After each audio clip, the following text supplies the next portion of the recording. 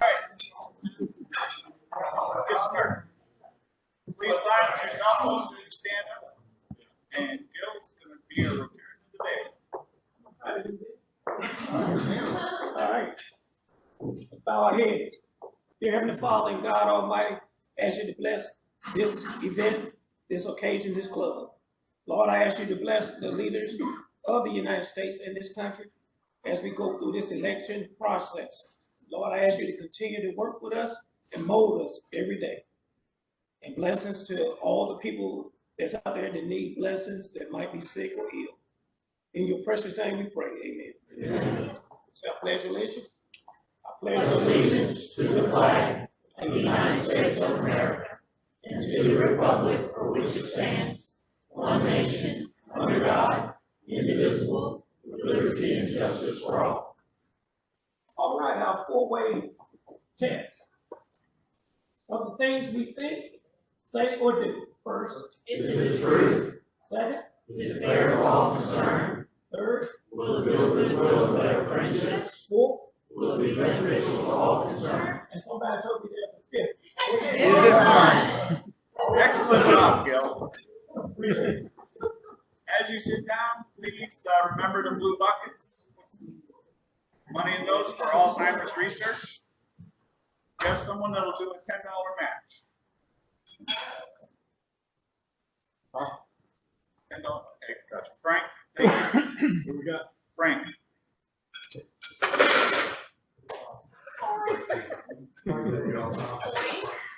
Sorry, I was in Vegas last weekend.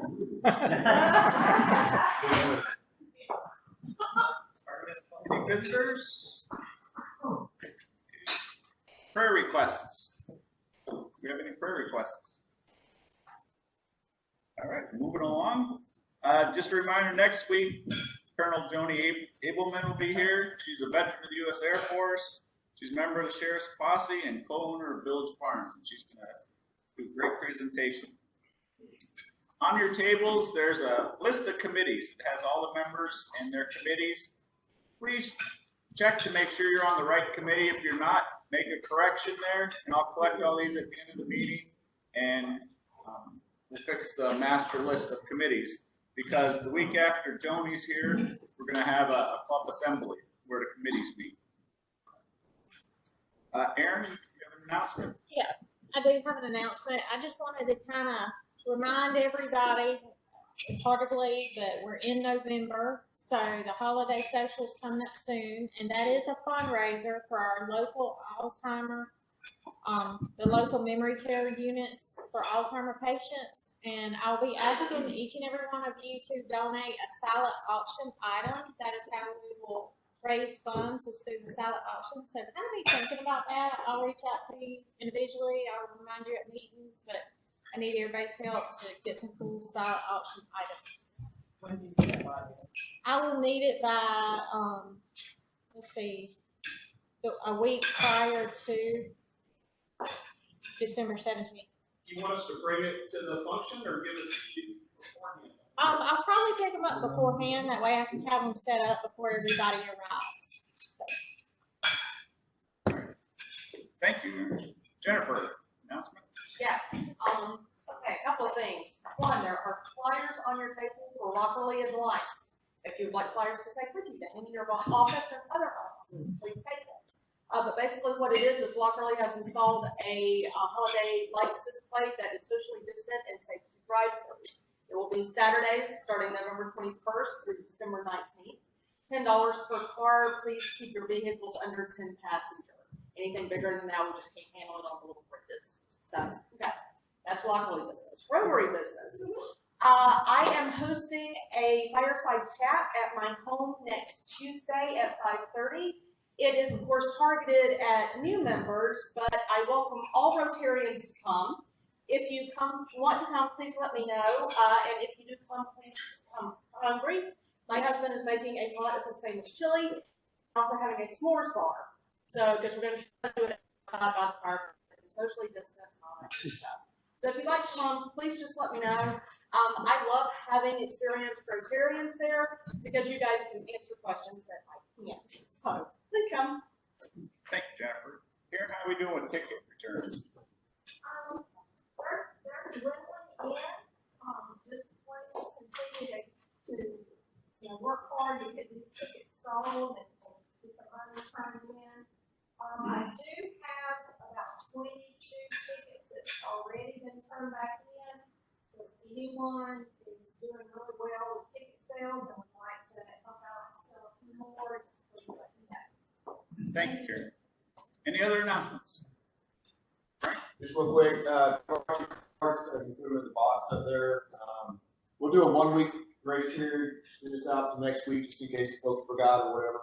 And we're doing okay for the timeline with the folks we're working with. So just bring it next week. We'll bring it back up to the Jordan College and the Dean Suite there in College of Education. Thank you, Frank.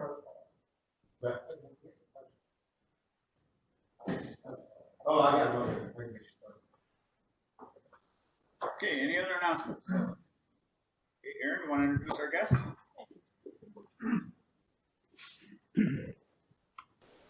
right, again, it's November, can you believe it? It's so hard to believe, but, I wanted a program today that kind of made us think about being thankful. So I invited Miss Ann Bowen here to speak to us. She is a longtime resident of Bowen County, previously selling Allstate Insurance, but for 12 years, she's been running Café Central. So I'm gonna let her tell us all about that.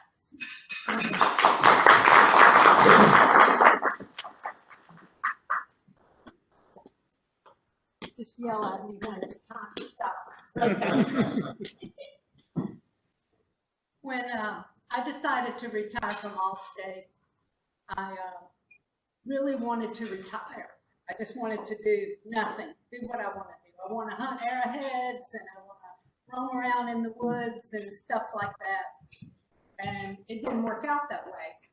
My pastor, and I was at that time going to Church Central, needed some help in the office, and I volunteered to help him. And every day that I was there redoing the files and trying to get everything in order, people would knock on the door, and the reason they had to knock on the door is because Church Central is not in the best location, so we kept the doors locked.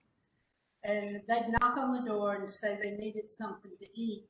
So we started having canned soup under the counter and some snacks and things like that. But that really wasn't adequate. They would also say they needed money, but they didn't want that soup or those snacks. They wanted McDonald's. And I said, well, I'll give you a McDonald's card. No, that's not what I need. I want to go to McDonald's with money. No, I can't give you money. Which is the wisest thing in the world. No money to people on the street, because inevitably they do the wrong thing with that money. So I went to my pastor and I told him, I said, people knock on this door every single day. I'm overwhelmed and don't know what to do about it. He said, what do you want to do? I said, I want you to find someone to start a soup kitchen. And he said, why don't you do it? I said, no.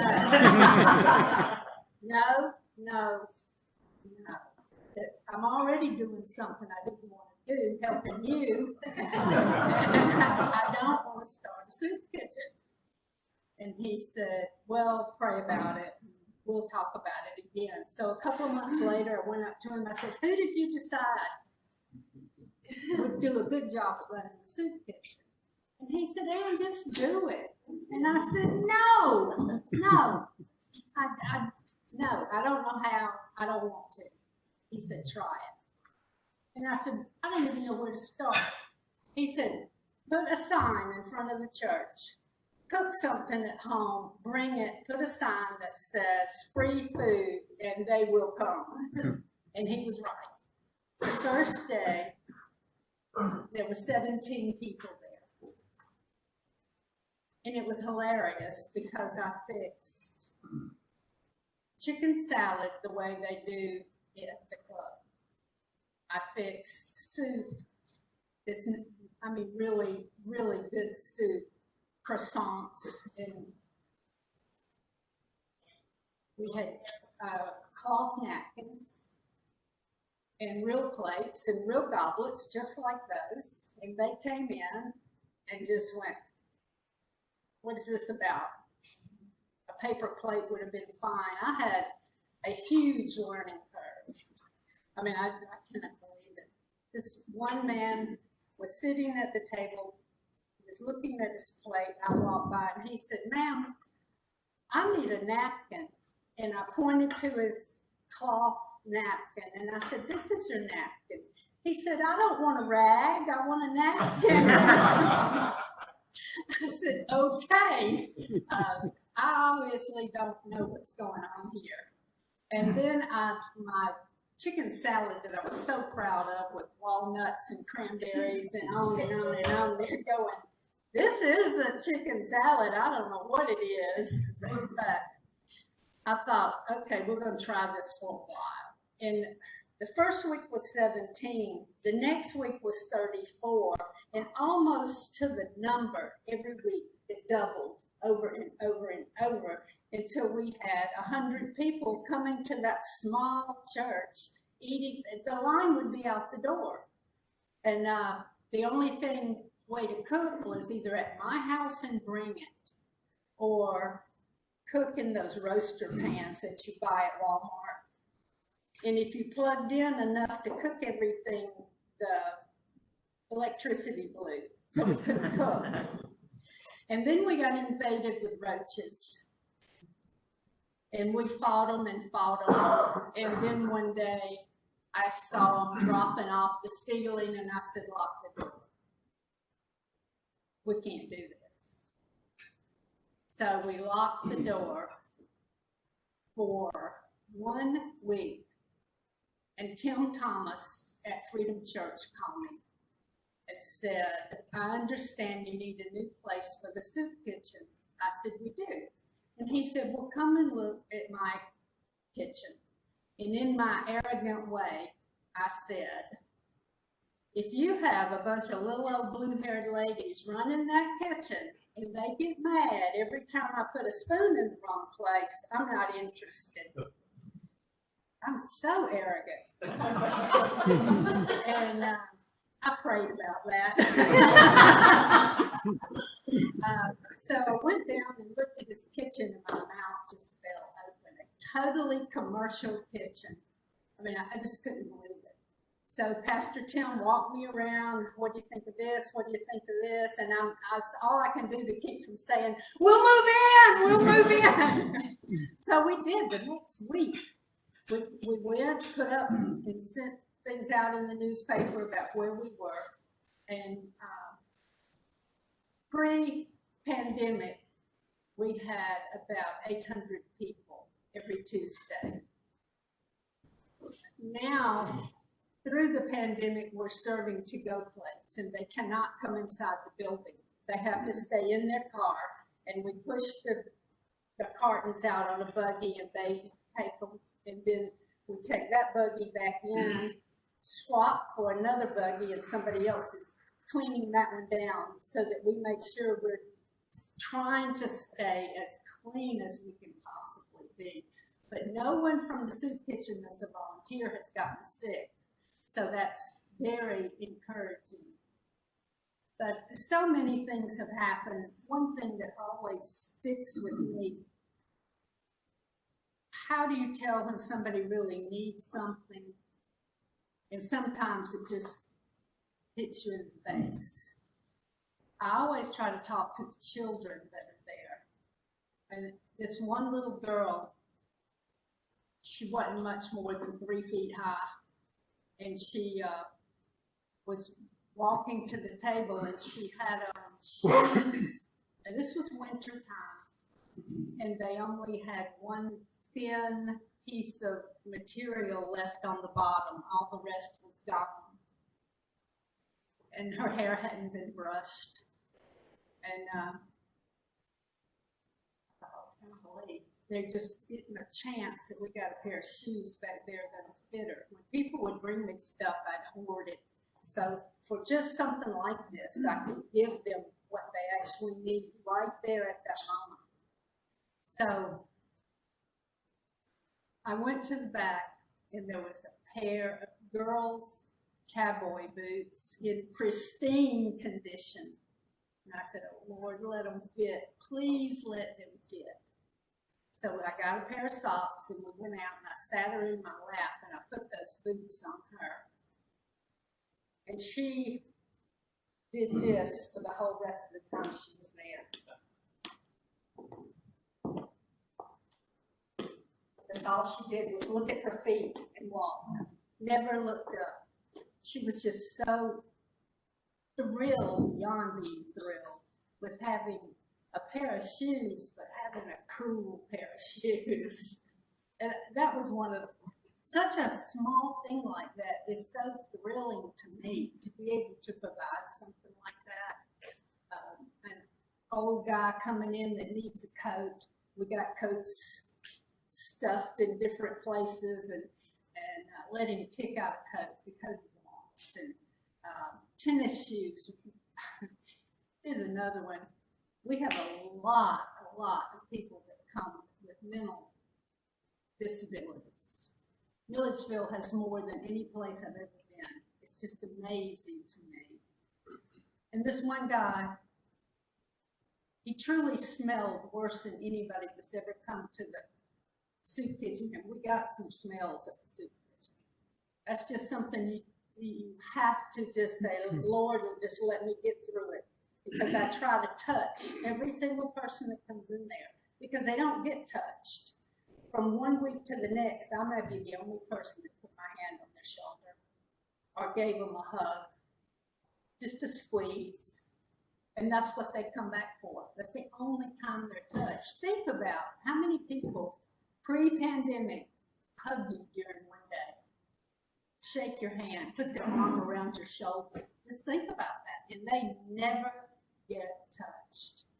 That's just so sad to me. Well, this guy that smells so bad is a gigantic guy. I asked him if he needed new shoes because he didn't have a bottom on his shoes either. And he just shook his head yes. And I said, what size shoes do you wear? He said 11. And I said, I'm going to get you some tennis shoes. Do you want tennis shoes that tie or do you want Velcro? He said Velcro. So I went and bought him a pair of shoes and I found a pair for $20. And I said, now how long is that going to last a person that walks every place they go? So I bought him a more expensive pair of tennis shoes and I took them the next week. I took his shoes off his feet and put those shoes on him. And the next week he didn't have them on. And the next week he didn't have them on. And so I went over to him and I said, you don't like your new shoes? They didn't fit? And he said, I threw them in the trash. Okay. He's mentally ill. And he did. He threw them in the trash. I can't help anything about that. I did what I felt I needed to do, but I can't fix that. And it's just heartbreaking that I guess the familiarity of these old shoes meant more to him than a pair of new shoes, or I don't understand why, but it hurt my feelings until I thought it through. And I understand it. He is mentally ill. But there's a million stories about things that happen at the soup kitchen and what it means to the people that come. And we've just grown so much, and I have never ever felt afraid that we were not going to be able to open the doors because of lack of money. And there have been many times before we moved to Pastor Tim's church that we were at the other church that myself and the other ladies would stand there in a circle and cry because we didn't know where the money was going to come from. And we bought everything that they ate for months and months when it first started. We paid for everything ourselves. We cooked it all ourselves. I took every dish, every pan home and washed it myself. The back of my car was just a mess from food dumping over, and that's okay. But I didn't know I would get through that part. It was really hard on me.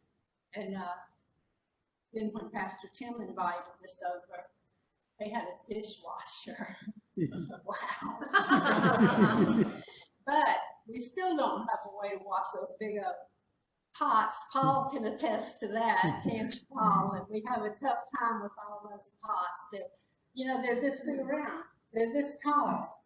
And Paul May, if y'all know Paul May, some of those pots are almost as big as Paul. And Paul has to crawl in them to clean the inside. But he's more than happy to do that. I mean, he wants to do that. That's a job nobody else wants. But somebody always steps up and says, let me do that. And that reminds me of Rotary. Always there to serve. And it connects me so much to you guys because that is what we're there for. We don't ask questions. We don't ask you how much money you have. I don't care if you're driving a 2021 car. I don't care. That's not my issue. My job is to feed whoever comes in that door. And it doesn't matter why they come in the door. It doesn't matter to me how many plates they eat. And some of my volunteers will say, he's already had 3 plates, so give him another one. What is the problem? Give him another one. And everybody that comes there struggles with my philosophy, but they finally see that, and I truly believe we're doing it the way that God would have us do it. To be there faithfully every single week, working as hard as we can work. Except for Paul back there, we told him we weren't having soup kitchen, so that's not true. Paul thought we were closed, but we haven't been closed a single day. Never missed a single day. Never lacked the money to pay for what we needed. I have a chef that absolutely watches every single penny, tries everything he can do to save money. And I've even had to go to him and say, would you put meat in the spaghetti? We can afford that. It's okay. Put meat in the spaghetti. And but it works really well. We've got a wonderful board. It's just the most amazing place. And I was wondering if anybody here has any questions about the soup kitchen. Yes? Do you accept food donations for the ingredients? Yes, we do. One thing, a lot of people want to give us, like at Christmas time, companies will have a big, big dinner and have a lot of food left over, and they call us and we go get it. But then a small group of people will have a meal and they'll have a little bit of this, a little bit of this, and a little bit of this. We can't use that. I mean, if you're feeding 900 people, those little bits, we don't have anything to do with it. You know, what can we do with it? So. What basic ingredients do you need the most? I think the thing we need most,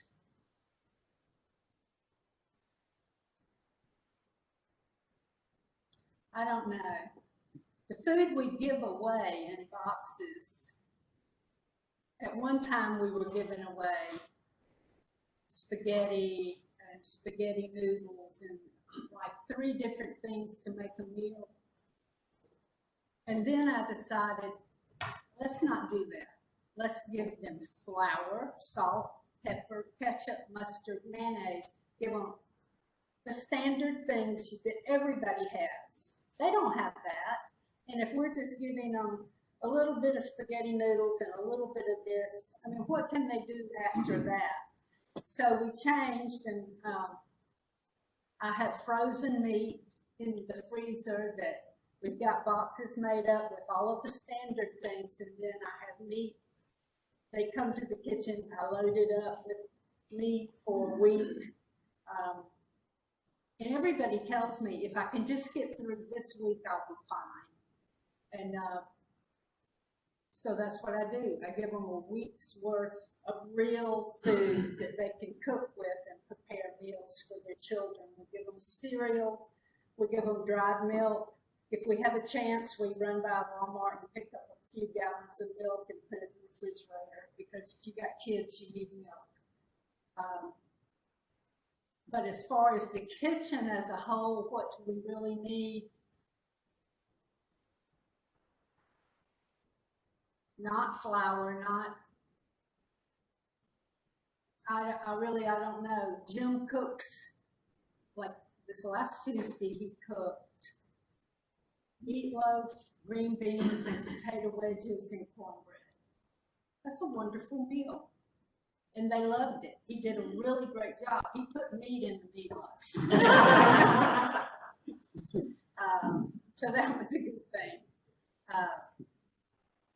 But I guess Jim would be the best person to ask. He keeps a record of everything he cooks, how many people come, and they go through a line and they get their styrofoam boxes. Then they go around the corner, and we're up at the, excuse me, up at the top of the hill at the church, giving away boxes of food. And as they come through, I'll say, how was the meal? Just checking up to make sure we're doing what we need to be doing. And they always say it was wonderful.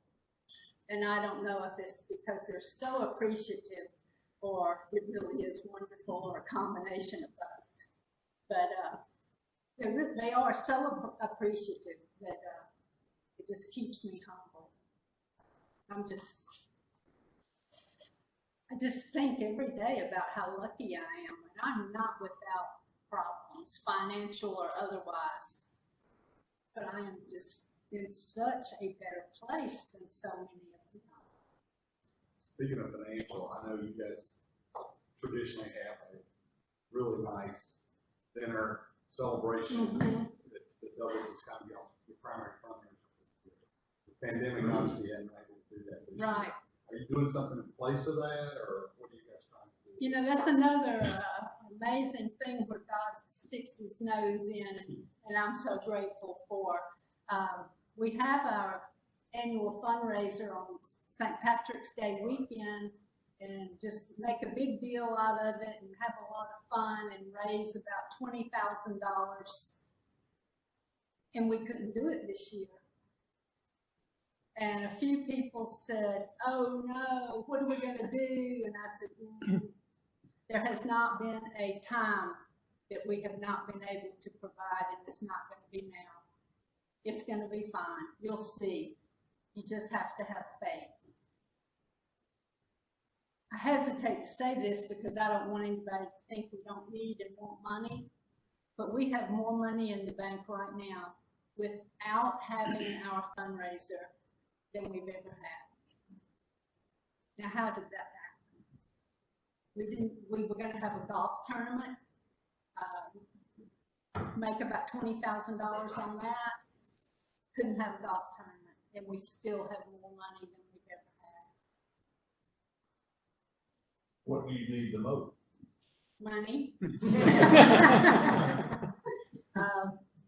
We try to spend the money the way it should be spent, and that's primarily food, of course.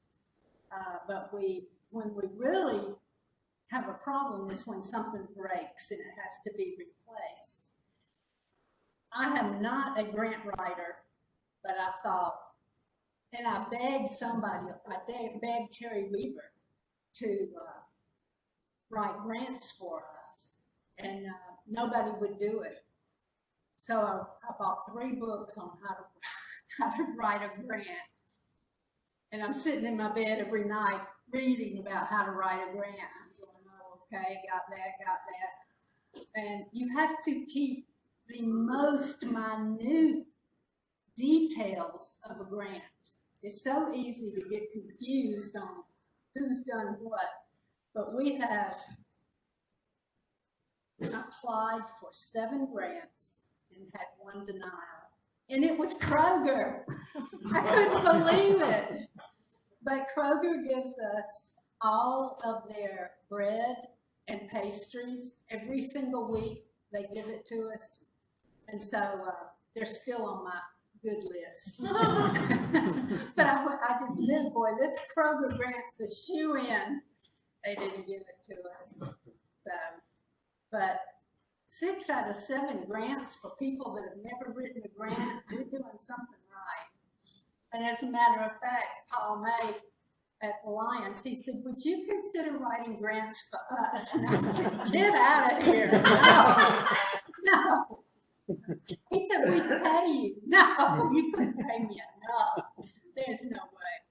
This is really hard for me to write a grant because it has to be so perfect. But we're doing something right. I have a friend that is the secretary at the soup kitchen, Donna Gautier, and Donna helps me do it. And we're very honest with each other. That sounds really good. That sounds stupid. That sounds like we're begging. I mean, we're extremely honest with each other. And she has a writing background. So I tell her what I want to convey. I'll say something like, it's so important we have this. My heart just hurts. We need it so bad. And she puts it on a piece of paper that it doesn't sound like some blubbering idiot trying to get money. But we've been so successful with grant writing, and we've been able to purchase, let's see, $14,000 stove from Community Foundation. They are so wonderful.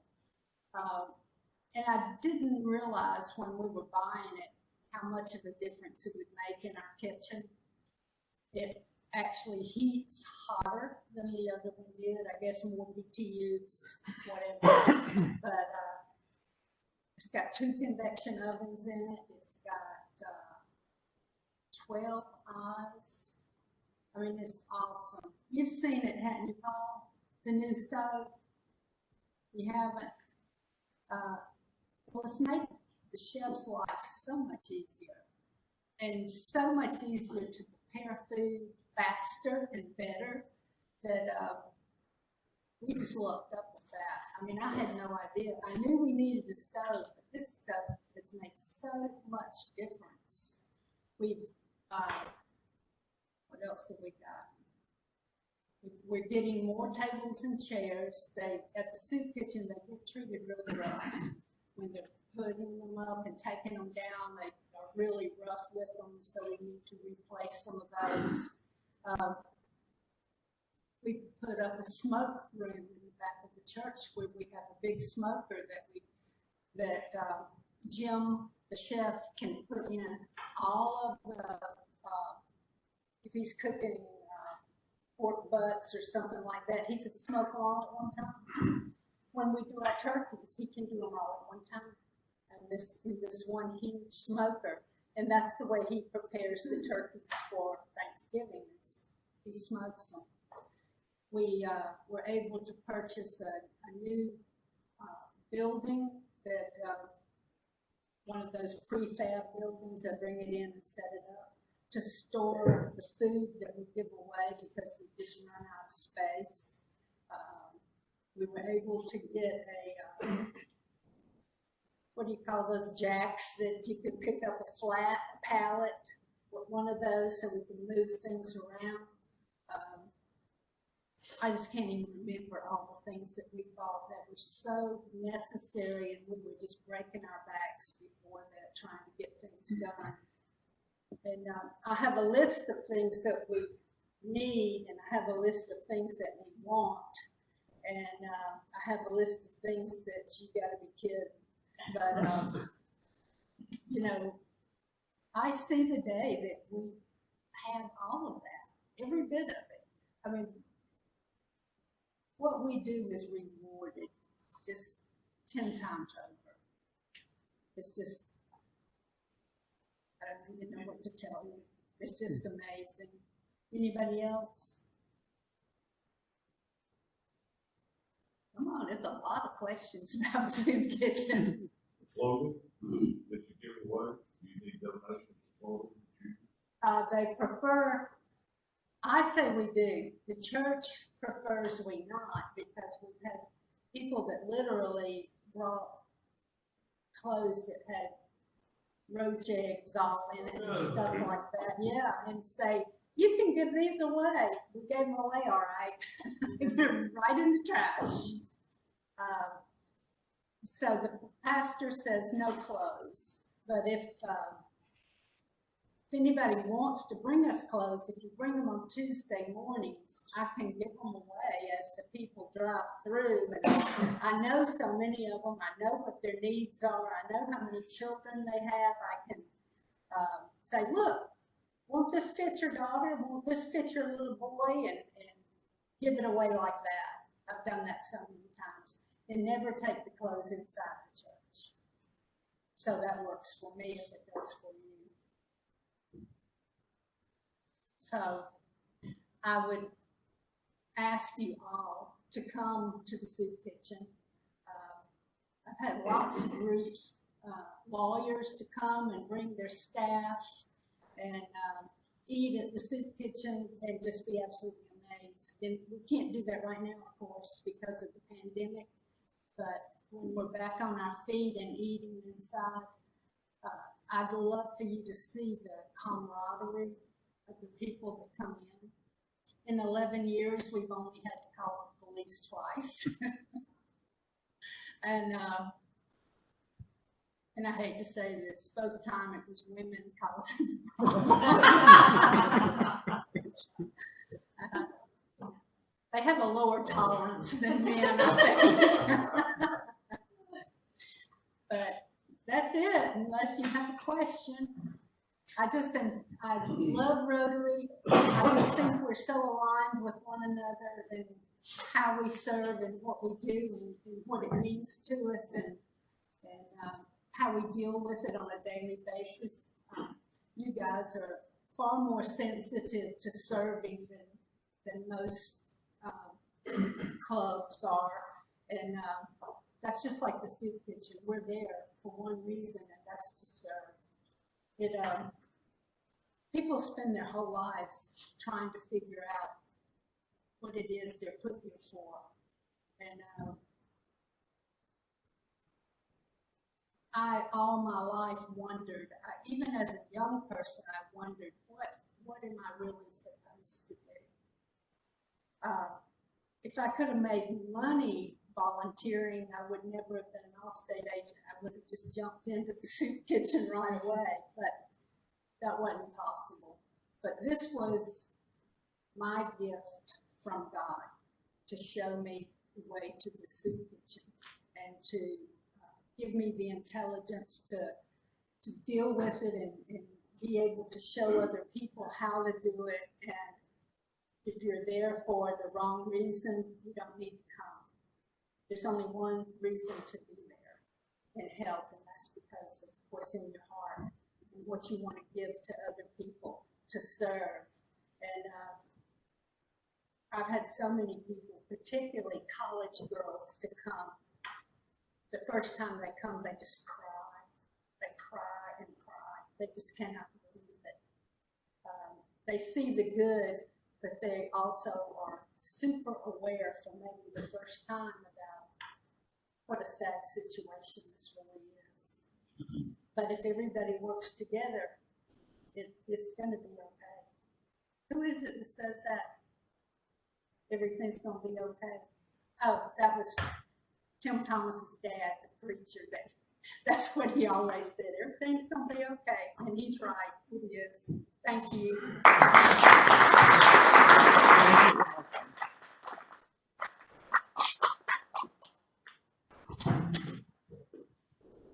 And we have a program called Jill's Books. I don't know if you've heard of it, but we ask all our speakers to sign a book and then we put it in all of them. Of course. Thank you. Are there any other announcements?